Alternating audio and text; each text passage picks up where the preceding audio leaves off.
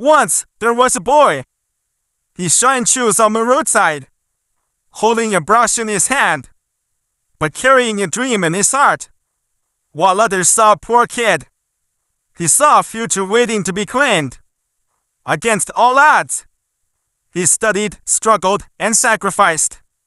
Today, that same boy wears a graduation cap, stands on stage, and proves to the world that when you don't quit, success can't ignore you.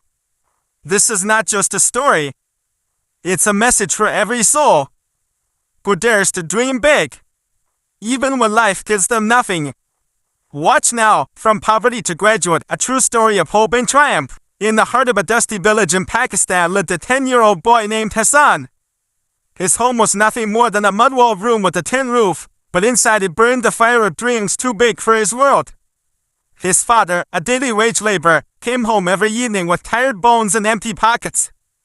His mother, frail and often sick, tried her best to make do with whatever little they had. Hasan, the only child, quickly understood that survival was not a given, it was a daily battle.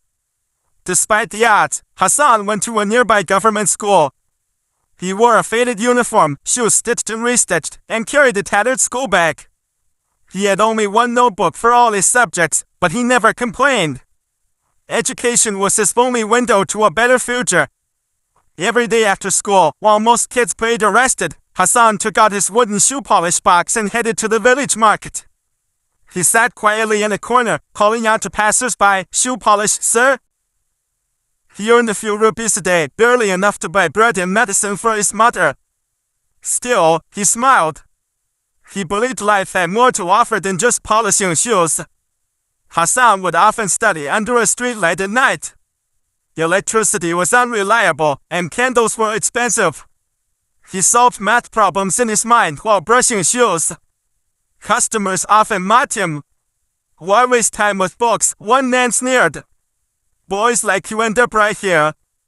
But Hasan never lost hope. He believed every page he turned brought him closer to a better life. One afternoon, as he sat polishing shoes and reading a science book during the quiet hour, an elderly gentleman approached. Dressed in white, with a kind face, the man asked, "What's your name?" "Hasan, sir," he replied. "What are you reading?" "Science." "It's my favorite." The man, a retired professor named Mr. Qasim, was impressed by Hasan's focus and determination. He returned the next day with old books and a promise. "If you're willing to work hard, I'll help you." From that day, Mr. Qasim became his mentor. He taught Hasan in the evenings, helped him understand difficult concepts, and even paid his school fees. Under his guidance, Hasan began to shine. He stood first in class, surprising even his teachers. Yet, his life remained full of struggles. His father's health worsened, forcing Hasan to work longer hours, sometimes skipping meals to buy books. One night, as he looked up at the stars, he whispered to himself, "One day, the world will know my name." He didn't know how or when, but he believed. Hasan's academic performance caught the attention of the school principal. Soon, his story began to spread across nearby towns. A local NGO, inspired by his journey, awarded him a scholarship to a prestigious high school in the city. It was the first time Hasan ever left his village. The city was overwhelming, tall buildings, traffic noise, people rushing past without a second glance. But Hasan held on to his purpose. While other students came in air-conditioned cars and used expensive gadgets, Hasan walked miles, carried used books, and rewrote old notes on reused paper. He was laughed at, isolated, and sometimes bullied. "You're a village boy. You don't belong here," some sneered. But Hasan had faced worse. He knew that the ones who laughed today would applaud tomorrow. He studied for hours, sometimes sleeping only 4 hours a night. He often remembered his mother's weak smile and his father's tired face. It fueled him to work harder. With Mr. Qasim still guiding him from afar, Hasan passed every exam with distinction. He began competing in science fairs, debate competitions, and even started teaching junior students to earn a little extra. Slowly, his confidence grew.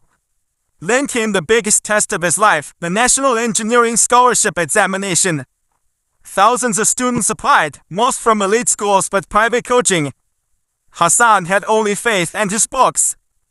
The night before the exam, he sat on his hostel rooftop, looking at the stars again. If I fail, I go back. If I pass, I move forward, he whispered. Then he closed his eyes and imagined his parents smiling, healthy and proud. When the results were announced, Hasan didn't just pass, he topped the list. News spread fast. Shoeshiner from Village secures top engineering scholarship. Television channels invited him for interviews. Social media shared his story. People who once ignored him now clapped and cried with inspiration. But Hasan didn't stop there. He used the scholarship to join one of the top universities in the country. There, he not only studied but also worked part-time jobs, cleaning libraries, tutoring kids, and managing hostel duties.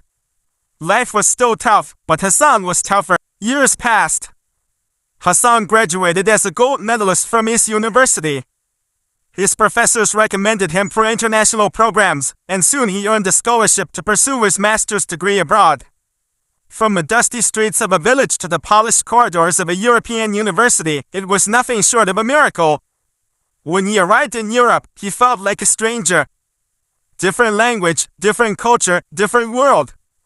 But challenges were nothing new to him. He worked in a coffee shop during the day and studied at night. He saved every penny, sent money back home, and still managed to top his classes.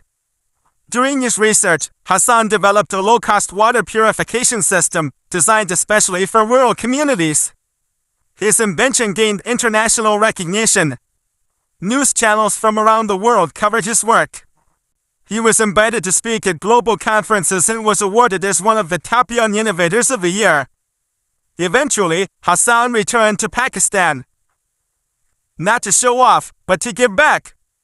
He built a free technical institute in his village, named the Qasim Academy, in honor of his old mentor. He also opened a small clinic in memory of his mother, who had passed away before seeing her son's success. Hasan stood on the stage of his school as chief guest one day, holding his old shoe polish box in his hands.